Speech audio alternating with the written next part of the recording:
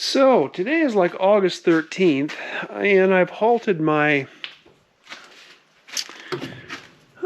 work on these build stringers for the moment, and I decided it would probably be my best interest to go ahead and get the engine and the drivetrain here set up. Well, I can still get in here and stand in here and work. So this has kind of been a little bit of a squirrely situation here. Not really sure what to do or how to do it, to be honest with you. You know, in terms of mounting this Aquadrive unit. And I've showed you this in the past. I got this string coming through here, and I'm using that to basically get my Aquadrive lined up with the shaft, because that's the one thing that's really crucial. And of course, this angle is not this angle here coming up to the. You need the shaft perpendicular to the Aquadrive unit. So I've got to mount this Aquadrive unit on a little bit of an angle, and it's like 8 point some odd degrees to get that perpendicular to each other. And then of course you want it square, more or less square this way too. You know, I want it square this way and this way. So I got things set up here. The first thing I did was to get the engine mounting rails more or less bolted into place, so that's established. Now, keeping in mind, I've measured my distances that I need here, so it should be really close to just sitting right in here. But I'm going to wait with actually drilling the holes for my motor mounts until I get the Aquadrive unit in here, and then I can slide the engine. If I need to slide the engine ahead 1/8 of an inch or back 1/8 of an inch, I can do that. And then I've also got room here, of course, for adjusting up and down. Not that that's really that crucial in this case, because that's what the Aquadrive is designed to do. You can run it at weird angles. The only thing that really needs to be well established is, again, those two perpendicular, you know, this way and this way, where that shaft comes into the Aquadrive unit. Those have to be pretty much square. So I've done the best I could. I mean, I again centered the, got a plumb bob here, and I centered the shaft, where the shaft's going to come through here, and of course use this string to, to center the shaft in the actual shaft alley there. But what I've done now is Aquadrive gave me a template to mount the thrust bearing, and this is just a photocopy of it. I scanned it into the computer actually, but it's a 1-to-1 copy of the actual template they gave me. And then here's the dimensions of this Aquadrive unit that I've got. And I converted these to what made more sense to me. This would be the transmission here, and I've got 13 inches from the transmission flange to the back side of the bulkhead that it's going to mount the Aquadrive to. And I made up a plywood template here of how this is going to fit in there, and this is the actual template they gave me for the Aquadrive. But anyway, this will fit in there, and I beveled this edge to that 8.8 degrees or whatever it was.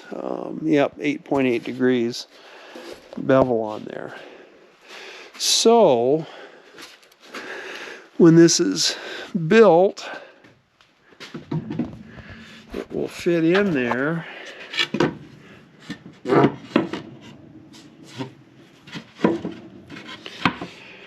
It'll fit in there just like so. And what I did was, of course, I put this in place and I put a clamp on it to hold it in there. And then I brought that string in there, keeping the string centered, in that shaft alley there, and established that point on the plywood with a pinhole. And then I went ahead and put a pinhole through this template and then into that hole, so I got this perfectly. hopefully perfectly positioned on this plywood template. And of course, once this is done, I think what I'm going to do is see if I can get this laser cut, get a piece of 1/2-inch plate laser cut. If not, I could do it myself, but it would be just simpler, and I don't know about simpler, but easier, and probably they'd do a better job laser cutting it for me. Save me a little bit of work. But anyway, this will then, of course, get welded, you know, both at the base, you know, both front and back. And then I'm going to put some brackets up here. Let's see if I can get you there. Put some brackets here on either side. And again, on this side, I'll put some brackets and bolt those probably into this, this steel rail here. And then there will also be some gussets in here. On both sides, probably front and back. Now, is that a little extreme? Probably. Is 1/2-inch a little extreme? Probably. 1/2-inch plate here, probably. This is actually a piece of 5/8-inch plate I've got down here, but that was some extra that I had from the keel, which I think I showed you that the other day.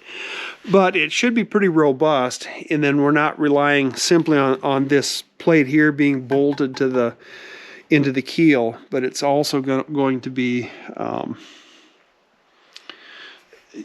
bolted with brackets onto this as well. So we're going to be putting that thrust, which, now keeping in mind this is only an 85 horse engine, it's not that big of an engine, and I've seen a lot of equipment with much less sturdy attachment points for their engines and drivetrains, you know, with a lot bigger engines than this. So I think this will be more than adequate.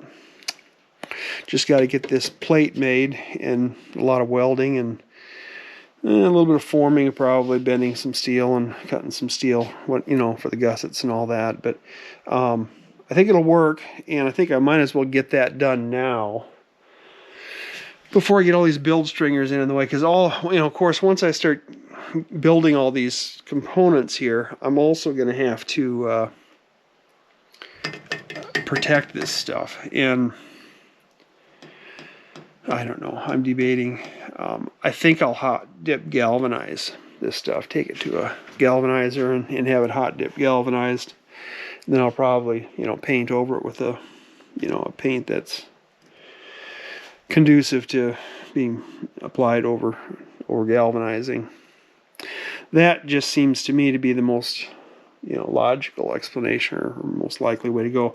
But I wanted to get you know, all this established first, so if I have to, you know, as I take it out to work on it, these pieces, and get them galvanized and whatnot, then I've got everything established with, you know, the holes already drilled and whatnot, and it can go back in place with no problems.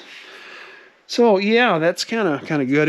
I kind of dreaded this, coming up with this, but I think I've got it, you know, as close as I can get it, as close as it needs to be.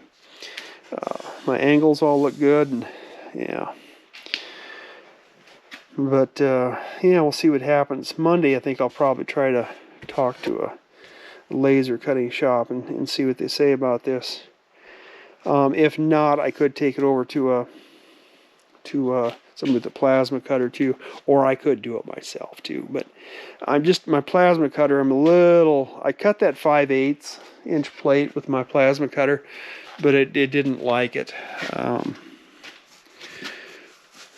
The 3/8-inch stuff that I've been cutting with the plasma cutter, cuts all right. It's still maybe a little undersized even for that, but it cuts it all right. But the 1/2-inch, I don't know. It might start getting a little ragged, and yeah, just as soon let somebody else do it with equipment that's a little bit better suited for that. But anyway, so that's where we are on August 13th.